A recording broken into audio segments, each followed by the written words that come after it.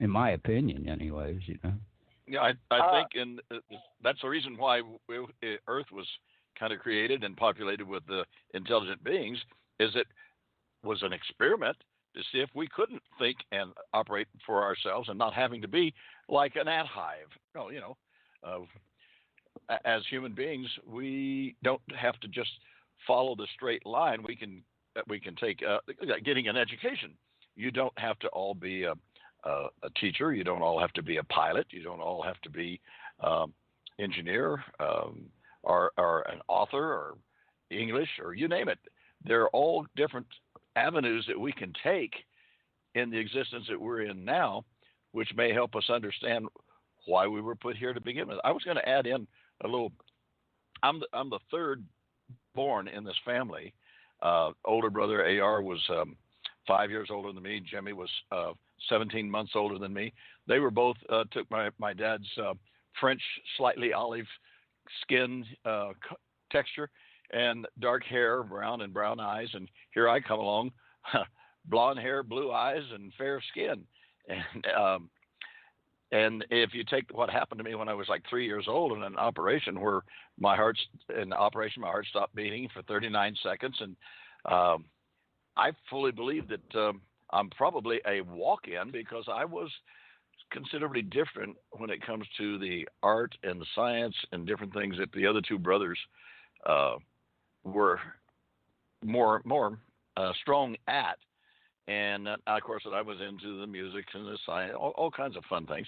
But yet, it was all part of helping me become, I guess, who I am. And sometimes I wonder who that is. But it's a case of the more education, the more exposure we can get. And by exposure, I hope it doesn't include doing evil and bad things.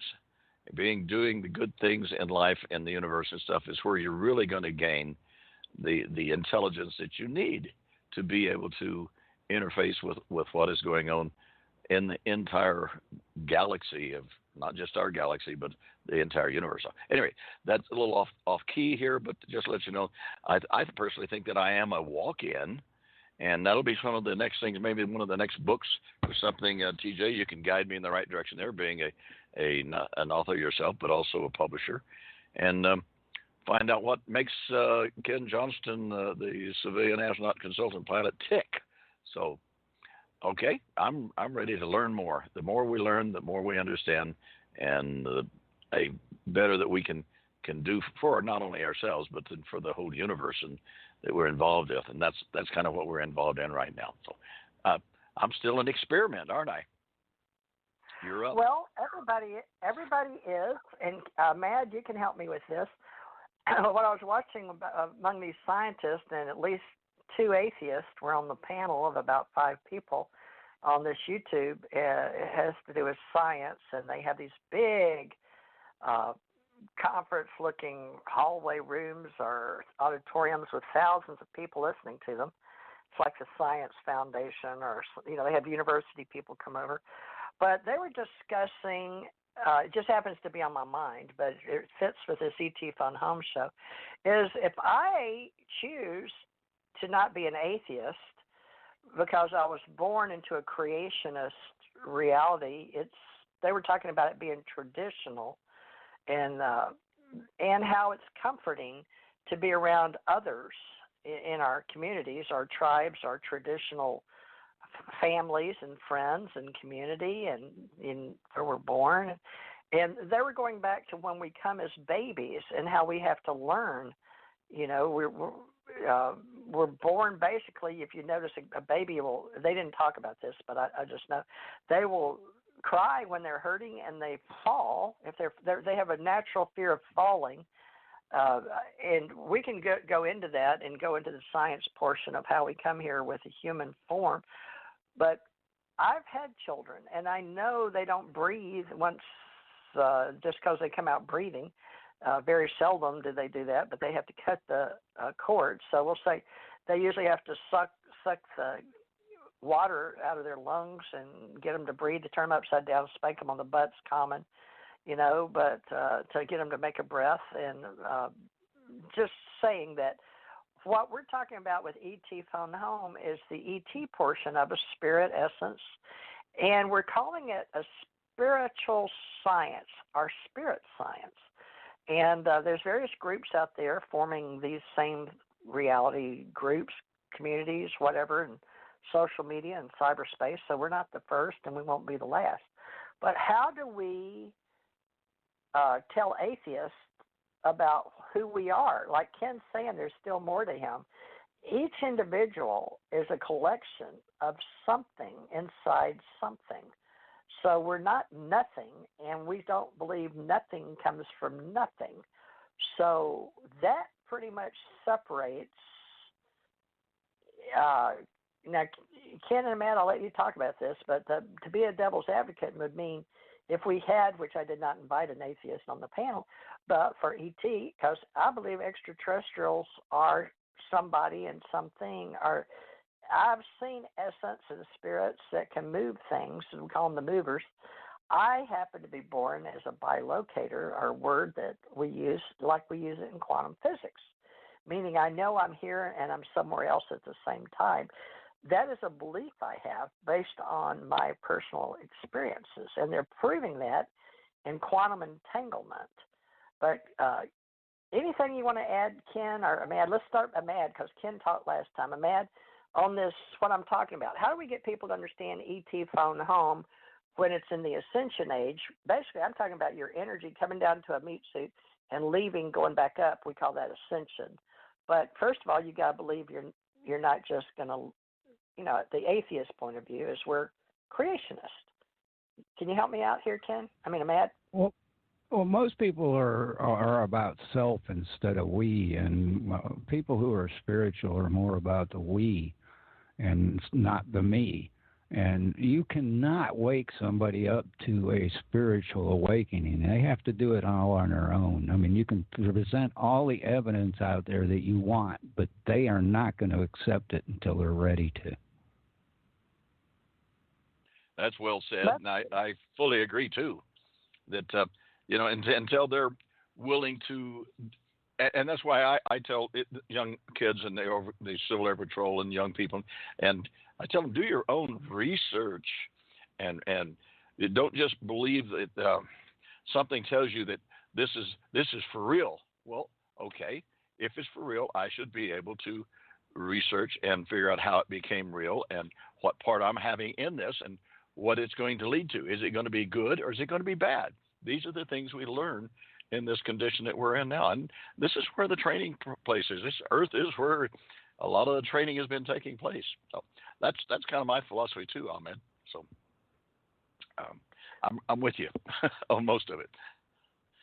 Hello. Well, just the word atheist is such a tough word, but there's a lot of people that say they're not spiritual, or they don't believe in life after death, or they don't believe we came from somewhere in space.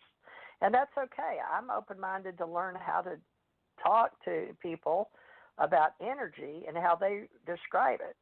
But when I've seen several friends that said they were atheists and they came back to being creationists, or at least spiritual believers, maybe they'll say I'm not religious, but I'm spiritual. But the thing is, they know when they were born into a body, because that seems to be how they got here.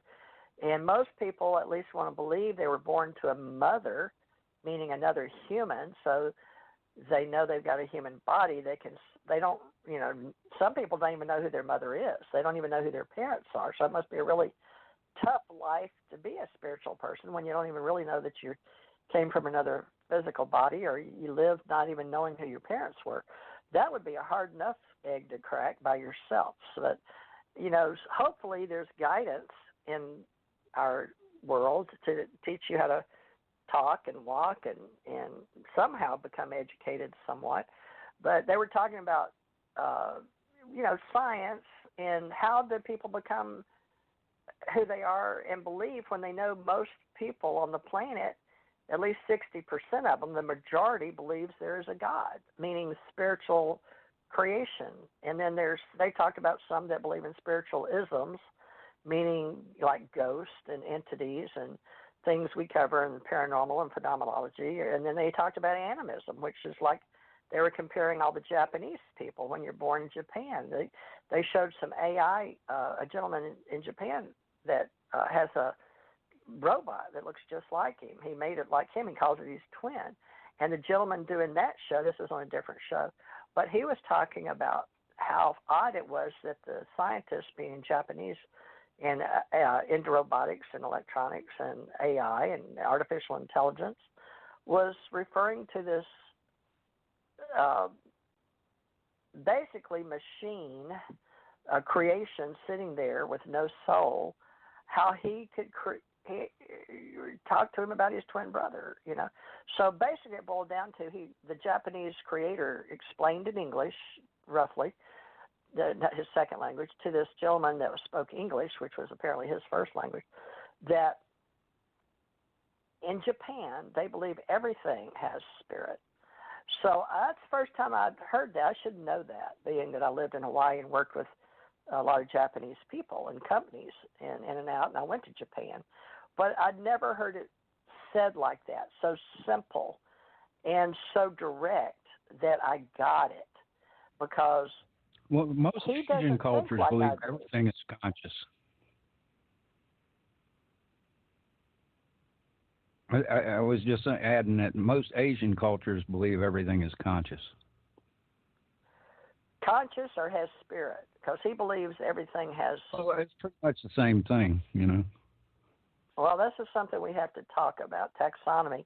And how do we each speak to each other in a conversation and know what we're referring to? So a lot of us, at least speaking English, because I've been listening to some TV shows in other languages, trying to pick them up, or to see how much I can follow. And it's not easy when you can't understand what somebody's saying in another language, much less in the same language you're speaking. So communications, and especially since I started American Communications Online, the ACO Club, is the fact that I wanted other people to converse with and have conversations with. And why I've been doing radio for 7 years is to work together. It's very hard to do a radio show by yourself. And just because I'm talking to Ahmad and he's telling me what he thinks doesn't mean I understand what he thinks, but I have a general idea. So maybe Ken and Ahmad, that the circles we're working with in American Communications and on Facebook and social media, and we're all slaves to the trade of helping build cyberspace, free, putting our energy and our words out there. We do it, generally speaking, that we think people know what we're talking about. Is that a fair statement?